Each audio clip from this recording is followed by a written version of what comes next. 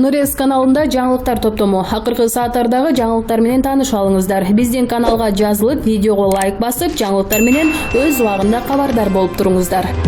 Эмил Каптагаевга жооп. Эмилова карагылачы, эмне кылдыңар? Өлкөнү каяка алып келдиңер? Бакиевтерди мактаганым жок, бирок чарбачыл киши экен. Экономика оңолуп калган, кез салган, океңдерден сурулуп эгемен мамлекет болобуз деген. Эгемендүүлүк бул эң чоң байлык. Азыр Кыргызстан океңдердин айыл өкмөтүндөй эле болуп калдык. Силер убактылуу өкмөт бандаңар менен келип, элди плотуна алдап төңкөрүш кылдыңар. Кана оңолбой ойронубуз чыкты. Бакиевтердин туура эмес жерлери көп болгон, бирок ал киши базар кыдырчу. 60 тыйын киргизди, светти кымбаттатты. Азыр свет андан кымбат. Уранга лицензия бердиңер. Азыркылар миллиарддап жеп жатышпайбы? Убактылуу өкмөт 87 баланын өлүмү, Ош окуясы боюнча жоопко тартылчу күн келет. Бекназаров Малайзияга 5 жылга посол эмес, турист болуп кетти. Бизди сазга тыгып, акырынан качып кете бересиңерби? Ошол киши күч структурасына жоопту эмес беле? Байтемир Ибраев экөө. 7 апрелде төңкөрүш кылып, жалпы элди мамлекетти итке мингиздиңер. Же калпы? Сыймык Жапкеев.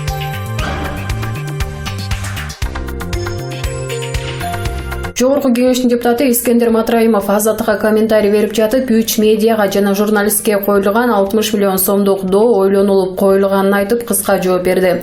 Ар бир нерсенин чеги болот. Биз 60 миллион сом доону өзүбүз ойлоп туруп койдук, деди Матраимов.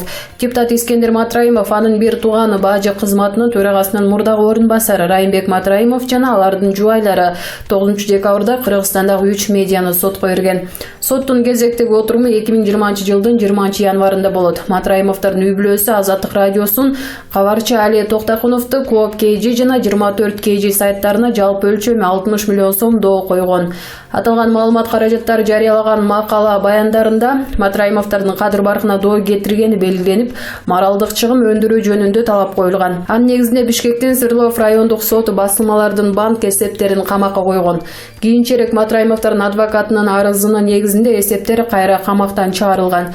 Премьер-министр Мухаммедкалый Абдулгазиев 26 декабрда Бишкекте журналисттер менен жолукканда жалпыга маалымдоо каражаттарына каршы доо арыз талаштуу маселени жөнгө салуунун жалгыз жолу эмес экенин айтып, сөз эркиндиги Кыргызстандагы маанилүү жетишкендиктердин бири экенин белгиледи.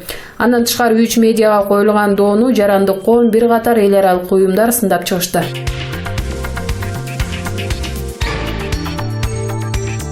Депутат Акылбек Жапаров 26 декабрда Жогорку кеңештин басма сөз борборунда сырттан алынган насиялар боюнча маалымат жыйын өткөрүп, тыштан келген насияларды жана гранттык каражаттарды натыйжалуу пайдалануу боюнча журналисттерге айтып берген. Аналисттер финанс министри кызматына чакырса барасызбы деген суроо узатышкан. Ал финанс министри болуп иштеп берүүгө даярмын.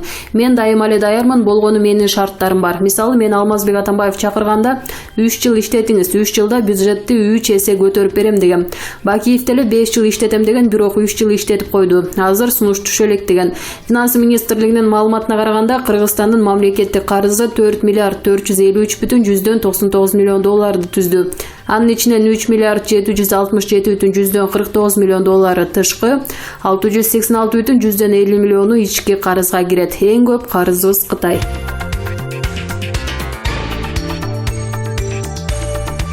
Келе жаткан жылы боло турган шайлоону президенттин иниси Асылбек Жээнбеков менен кудасы Алиарбек Абжалиев тизме баштаары анык болду окшойт. Буга чейин президенттин иниси шайлоого барбайт экен деген сөздөр чыккан. Бирок буга эч ким ынанган эмес. Мына президент Сооронбай Жээнбеков журналисттерге берген маалымат жыйынында учурда парламентте депутат болуп турган иниси Асылбек Жээнбеков жана кудасы Алиарбек Абжалиевди кийинки шайлоого катышпоого чакырасызбы деген суроо да берилди. Президент ар бир адам өзү чечет. Мен бул маселе боюнча сүйлөшө элекмин. Алардын конституциялык укугун чектей албайм. Убактысы келгенде өздөрү чечет деп жооп кайтарды. Демек, шайлоого барарын кыйытты. Булак фабула.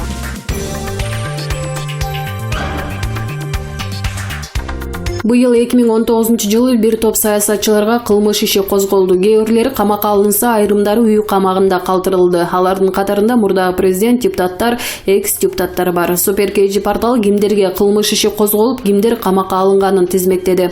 7-8 августта мурдагы президент Алмазбек Атамбаевди суракка күч менен алып келүү операциясы маалында башаламандык орун алган.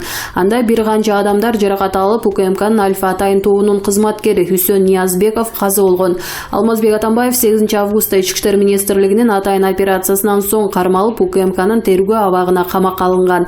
Ага кылмышка кошо катышуу жана коррупция беренелери боюнча айып коюлган. Жогорку кеңештин депутаты Асель Кодуранова Кой-Таш окуяларына байланыштуу кылмышты уюштурууга жана адамды барымтага алууга байланыштуу беренелердин негизинде шектелген. Ал чектөөсүз деген аныктама менен үй камагына алынган. Жогорку кеңештин депутаты Ирина Карамушкина барымтага алуу жана кылмышка катышуу беренелери менен айыпталып жатат. Азыркы тапта ал үй камагына алынды. Кой-Таш окуясынан кийин 13 августта Курсан Асанов милициянын кызыкчылыгын сатты деген жүйө менен министрдин орун басары кызматынан бошотулган. Ички иштер министрлигинин басма сөз кызматы министр Кашкар Жунушалиев Атамбаевди кармоо учурунда аны менен жалпысынан 3 жолу сүйлөшүү жүргүзгөнүн министр макул кылдырган соң гана ал ишке Асанов аралашкан тууралуу маалымат тараткан.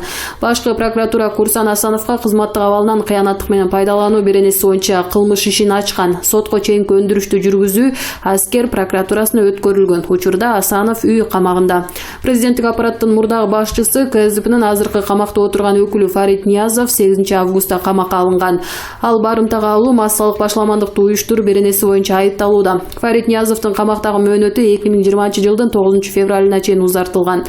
Жогорку кеңештин экс-депутаты Равшан Жээнбеков 3 берене менен айыпталууда. Кой-Таш окуясына спецназарды барымтага алууну уюштурган, массалык башламандык уюштурууга катышкан жана бийликти күч менен басып алууга далалат жасаган деп күнөөлөнүп жатат.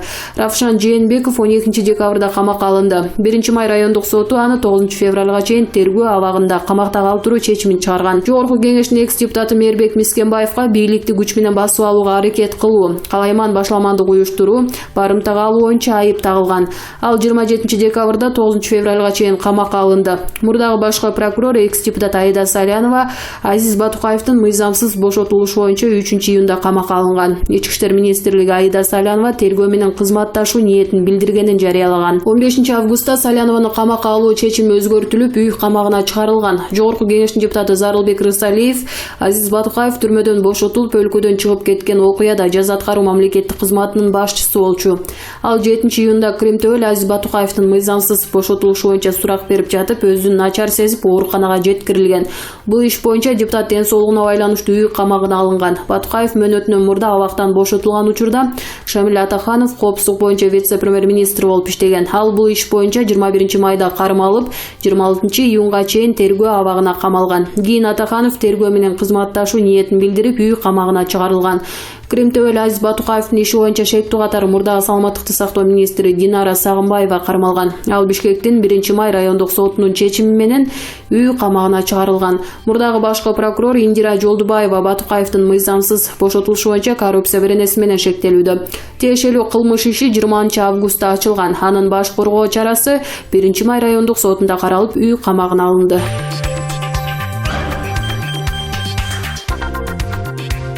Күч атасын тааныбайт демекчи, спорттагы жаш карыны тандабайт экен дегенибиз, бир буту төрдө, экинчиси көрдү экенине карабай, спорттун бодибилдинг түрү менен машыгып, 102 кило салмакты көтөргөн кемпир каракчыны жайлаптыр. Бул тууралуу дүйнөлүк интернет басылмаларда пайда болду. Маалыматта окуя кече 28 декабрда түнгү саат 11:00 жакын АКШнын Нью-Йорк штатында катталган. Анда пенсионер айым Вилли Мерфинин үйүнө кирүүгө аракет кылган каракчы олуттуу жаракат алганы айтылат. Тагыраагы Мерфи жатууга камынып жаткан учурда каалганы каккан эркек тез жардамга чалып алууну суранган. Бирок бир нерседен шек сынап калган айым ичкери киргизүүгө каршы болгон. Анткени менен ал адам күч менен каалганы талкалоого аракет көргөн. Шашкан кемпир жакын турган олтургуч менен каракчыны башка чаап, артынан алакан менен шапалак тартканга жетишкен. Окуя болгон жерге келген полиция кызматкерлери алгач көргөн көздөрүнө ишене албай таң калгандарын жашырышкан эмес. Ал тургай кемпир менен бирге сүрөткө түшүүгө да жетишкен.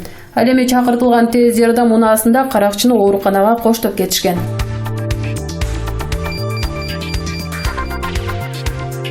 Тилекке каршы мурдагы президент Алмазбек Атамбаевдин тушунда өкмөттү да, парламентти да керектүү деңгээлден түшүрүп, кол жоолуктай кылып каалагандай башкаруу аракетинен улам өкмөттү ал өзү тарбиялап өстүргөн. Эч тажрыйбасы жок жаштар башкарып калса, парламенттин башына ошол кезде куугунтукталган Өмүрбек Бабановго тең салмактуу болгон жана да таластык электоратты кармап тура ала турган күчтүү табуу аракети жасалган.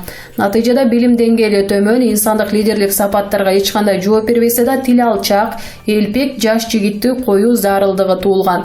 Ал орунга азыркы туш тараптан тили угуп сынга кабылып жаткан Дастан Жумабековду тандап алышкан. Алмазбек Атамбаев тарабынан дүңүнөн коюлган айыптоолорго нарындыктар силер малсыңар, силер таластыктар теңдейсиңер, мындайсыңар деген сыяктуу нааразы болгон калктын таарынычын жазууда кайсыл бир ууруда же чөйрө арасында кандайдыр бир салмагы бар Жумабеков канчалык таасир эткендигин ким билсин, балким убактылуу болсо да жергиликтүү деңгээлде коомдук саясий климатта стабилдүүлүктү сактаганга жарагандыр. А бирок маселенин баары анын парламент лидери болуп эл аралык деңгээлде Кыргызстан парламентинин жүзүн татыктуу көрсөтө албай жаткандыгында болуп жатпайбы? Кыскасы, олуттуу саясатчы болууга умтулган ар бир инсан ар кандай фактыларды бурмалап, жеке өз кызыкчылыктары үчүн пайдалана берүүдөн оолак болуп, өз кызыкчылыктарын жалпы элдик, мамлекеттик кызыкчылыктар менен шайкеш келтирүүгө жетишүүсүз зарыл. Ошондо гана эл тарабынан колдоо таап, кайсыл бир деңгээлде ошол электораттын өкүлү деп атоого мүмкүн болгон фигурага айлана алат.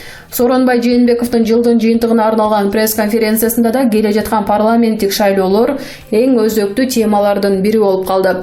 Президент бардык курч суроолорго дагы адаттагысындай эле олуттуу, салмактуу сүйлөп, эч чайпалбай, төгүлбөй чачылбай, эмоцияга берилбей эле таасын жана толук жооп бергендиги көрүндү. Учурда үй камагында жүргөн саясатчы Өмүрбек Текебаев алгачкылардын бири болуп баа берип, президенттин жылдык пресс-конференциясы өкмөт башчынын отчету болуп калды деди. Бул сын бир жактуу болсо да кайсыл бир деңгээлде кошулууга болот. Ал тургай бул жагдай кайра эле президенттик бийлик конституциялык чегинен чыгып, мурдагыдай эле күчтүүлүк кылып келе жаткандыгын, президент өз көлөкөсүндө өкмөттү да парламентти да калтырып жаткандыгынан кабар берет. Эгерде өкмөт башчы же парламент спикери чабал болушу бир гана президенттин иштегени көрүнүп турса, бул үчүн президентти күнөөлөгөнгө болобу? Эң башкысы, президент жакындап келе жаткан парламенттик шайлоону калыс жана мыйзам чегинде өткөрүп берүүгө гарантия беремин деп жарыя кылды.